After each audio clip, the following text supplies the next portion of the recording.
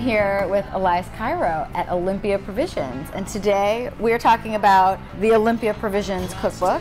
Thank you so much for having me here in Portland. Thank you so much for coming to Portland. So, first of all, tell me a little bit about this book, because I think for a lot of people, when they think of charcuterie, they think that's a great thing to buy, but I don't want to make it. So tell me about the impetus behind the book. Yeah, and that was kind of the idea. It was meant to make at home. As a kid, we would make charcuterie at home always. We would confit and make pâtés, and very simple.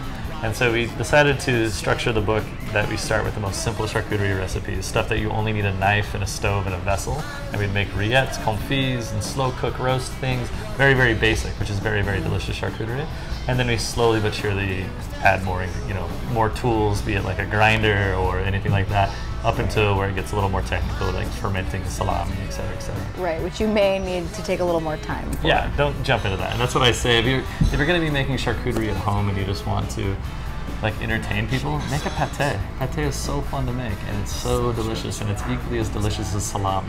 Right, and one of the things that I think is important for making charcuterie at home is that you get to look like you're an awesome person who knows how to make charcuterie. Totally. So do you say, start with the pâtés, start with the rillettes, Absolutely. Go in this direction first? Absolutely, yeah. Start with something you can do ahead of time before you're having people come over to your house. Make a beautiful duck pâté, and you've already won. You know what I mean? Like, people come over, you have Pinot Noir and a duck pâté that you made yourself, some bread and mustard, and it's so easy. Right. But yeah, I say start with the very basic stuff and then work yourself up into it. If you even like it, you know what I mean? Start making the basic stuff and then maybe start making sausages, but not necessarily. You don't have to. Right. And are there things that you think that people should buy? Are there things that you just looked at and you said, you tried to make them for the home cook and you were like, you know what, just buy this thing? Everything that Olympia Provisions makes, Olympia Provisions makes. No, it just depends on the amount of effort you want to put forth.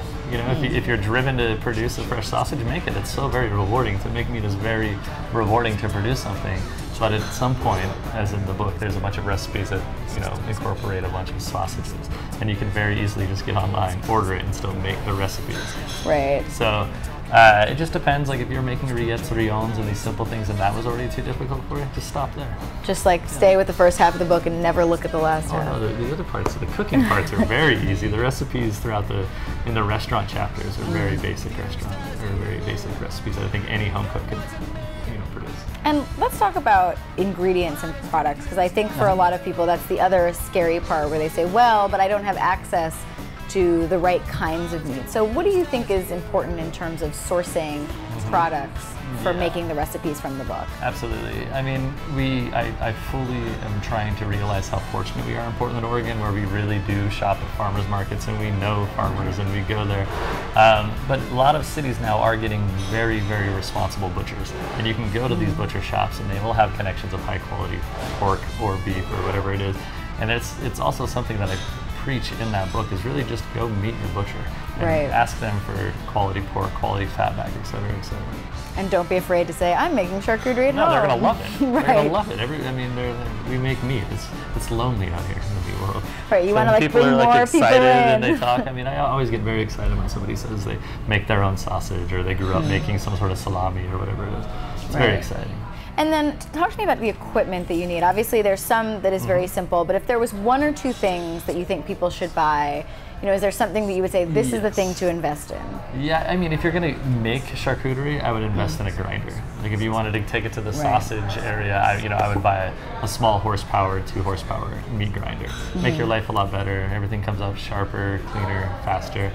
But besides that, quality product, pork, of course, and then a meat grinder, and you can pretty much make everything. And are there certain recipes where you're like, oh, this is idiot-proof, like for people who want to get started, where there are things you can hide behind for those of us getting started? Like, which ones? Yeah. For sure. Rillette, rions, so basic, so easy. Slow, low. All you need is a vessel, fat, and pork, and then a little time and patience. And so you would definitely say pork, because obviously with rillettes you could go in many directions. The duck rillette is in there as well. All of those are very, very basic. I think the most surprising when I talk to cooks and people that are really, really good at making meat is the capicola. It's just essentially a very slow marinated and slow roasted piece of meat that pretty much anyone can pull off. Right. And all it just takes is time and a little bit of patience, and you have yourself an amazing piece of meat too. And what about pairing items with charcuterie? Because a lot of charcuterie is having the board, having the right mustard, having things. Like, what do you feel like people need? Because they're not going to make everything. So No, I mean, you could make yeah. your own mustard and your own charcuterie. You can, but absolutely. what do you You're need? very ambitious. Invite me over. Right.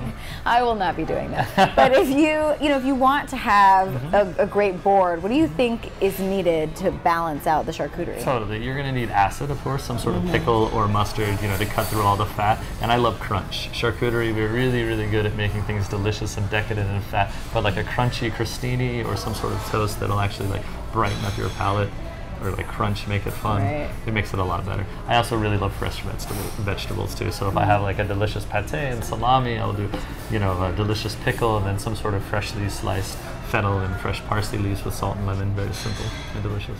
Well, you're making me want to get started. The book is Olympia Provisions. If you are ambitious enough to do it, thank you so much for having me here.